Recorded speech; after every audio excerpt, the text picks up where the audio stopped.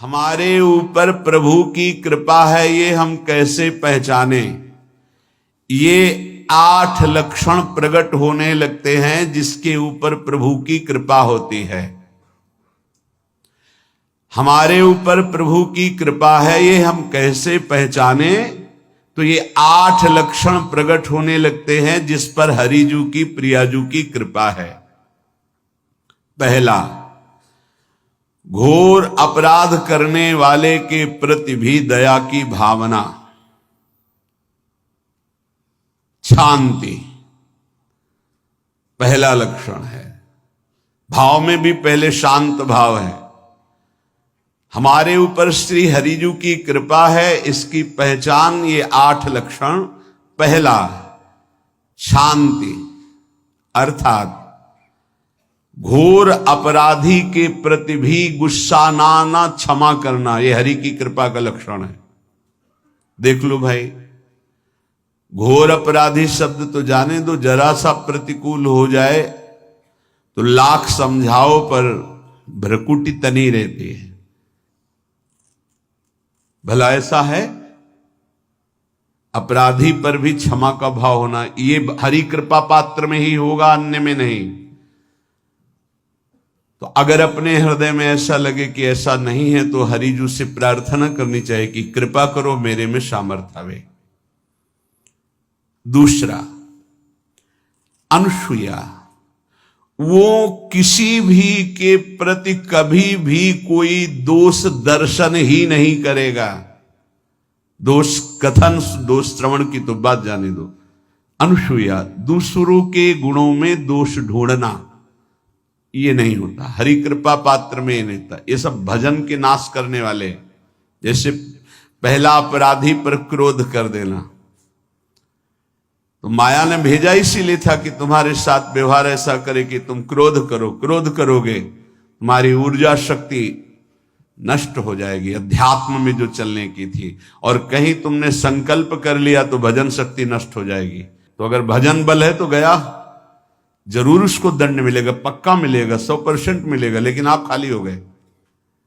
ना भजन करने की वृत्ति रहेगी और ना भजन रहेगा, दोनों बात। अनुसूया, किसी के सद्गुणों में दोष देखना, गुणों में दोष ढूंढना, ये हरि कृपा पात्र में नहीं होता। ये बहुत मंगलमयी बातें हैं जिससे हमारा भजन मार्ग पुष्ट होता है। तीसरा, वो बाहर से और भीतर से पवित्र रहता है, हरि कृपा पात्र। शौचाचार का ज्ञान होना चाहिए, वस्त्र आपके पवित्र होने चाहिए, ये बाहरी जल रज आदि के द्वारा बाहरी पवित्रता। और निष्कपटता, निश्चलता, सत्य भाव, ये अंदर की पवित्रता है। अगर कपट है, छल है, असत्य है तो हृदय मलिन रहता है। भीतर और बाहर से पवित्र रहना, इसमें खास बात क्या है? भीतर और बाहर से पवित्र रहने में, भीतर और बाहर से सदैव पवित्र कौन रह सकता है? तो बोले जो पुंडरीकाक्ष भगवान श्री हरि का, प्रियाजू का स्मरण करता रहता है, वो शवायाभ्यंतर शुचि, वो बाह्य और अभ्यंतर दोनों से पावन रहता है। तीसरी जो कृपा का लक्षण है, अर्थात वो सदैव भगवत चिंतन परायण, शौचाचार का पालन करने वाला, बाहर और भीतर से हरि कृपा पात्र पवित्र रहता है। चौथा, ऐसे कार्यों का अनुष्ठान न करे जिनमें हमारा भजन छूटता है, जिनमें सत्य छूटता है, जिनमें भगवत भाव छूटता है। जैसे आपके ऊपर कृपा हुई, आप भगवत मार्ग में चल रहे हैं, अब आप ऐसे संसारिक कार्यों का अनुष्ठान कर रहे हैं जिनमें आपकी चित्तवृत्ति बिल्कुल भगवत विमुख हो रही, तो जीवन का लाभ क्या होगा? लाभ तो है भगवत स्मरण सहित। जैसे कल एक ने प्रश्न किया कि मैं खाता तो नहीं हूं लेकिन मांस की दुकान में मांस बेचता हूं, होटल आदमी, क्या उचित है? ये उचित कैसे हो सकता है? तुम और भी तो व्यापार कर सकते हो। जरूरी है धर्म का पालन करने की इच्छा करते हो, धर्म आचरण करते हो, ऐसा नहीं। तो विरत बहुकर्मा, उन कर्मों से हमें विरत रहना है जो हमारे धर्म के विरुद्ध है, जो भजन के विरुद्ध है। हरि कृपा पात्र ऐसे कर्मों का अनुष्ठान कर ही नहीं सकता।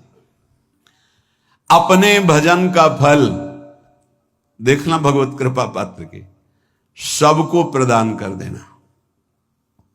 हिम्मत है? अपने भजन, इतनी मेहनत से किया हुआ भजन, भजन होने के बाद हे प्रभु इस भजन का फल हो, सर्वे भवन्तु सुखिना सर्वे सन्तु निरामयः। यहां तो कहते महाराज एक माला रोज आपके लिए करता हूं कि आपकी बीमारी ठीक रहे, तो शेष किसके लिए करते हो प्रभु? शेष क्या? अगर इष्ट और गुरु के लिए तुम्हारा है कि एक माला करते तो फिर इतनी माला करते तो हमें क्या होगा? सब आपको दे देंगे तो हमें क्या होगा? तभी भजन का रहस्य नहीं जाना। छठवां, अपने भजन से अपने लिए कुछ भी ना चाहना, और दूसरों की तो बात जाने दो, दूसरों से कुछ ना चाहना ये तो ठीक है, अपने भजन से अपने लिए कुछ ना चाहना है हिम्मत। देखो ये हरि कृपा पात्र में हिम्मत होती है। अपना भजन अपने प्रयोग में ना लाना, इसका भी आंतरिक रहस्य है। अपने प्रयोग में आप शरीर को लेकर के बोलेंगे, अगर स्वरूप को लेकर तो प्रयोग की कोई वहां जरूरत ही नहीं, स्वरूप पूर्ण काम है, वहां कोई अभाव नहीं। जब आप कोई भाव अपने लिए करेंगे तो देह भाव होगा, देह भाव से किसी विषय की मांग होगी। विषय पूर्ति भजन का फल नहीं होता, भजन का फल होता विषय निवृत्ति। बहुत जोर की बात है, कैसे समझ में आए?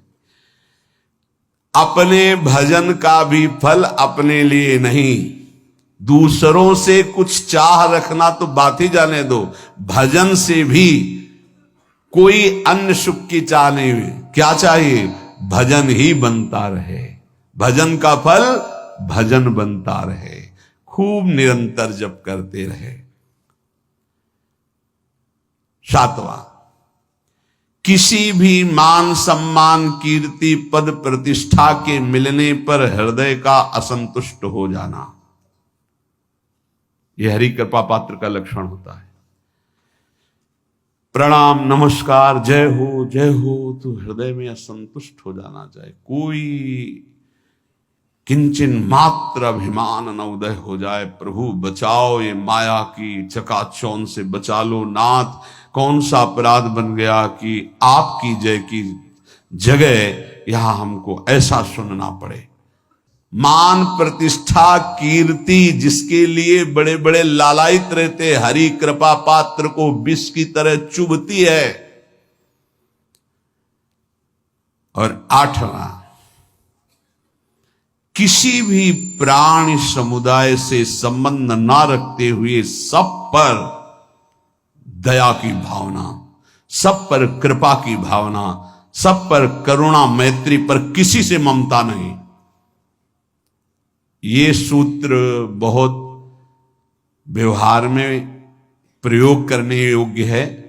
सबसे करुणा और मैत्री पर किसी से ममता नहीं। करुणा तो करी भरत जी ने, मैत्री भी की मृग से, पर ममता रहित नहीं रहे। ममता कर ली तो अगला जन्म हिरण का हो गया। ममता नहीं रखनी, निर्ममो निरहंकारा। करुणा मैत्री तो करनी है, जैसे इसमें आदेश है, गीता में जी आदेश है, अद्वेष्टा सर्वभूतानां मैत्रः करुणैव च, पर निर्ममो निरहंकारा, ये साधक की चतुरता है। प्राणी मात्र पर दया कृपा करुणा मैत्री, पर ममता नहीं। ममता किसी से, और यहां करुणा मैत्री ये तो गायब हो गई, केवल ममता रह गई है।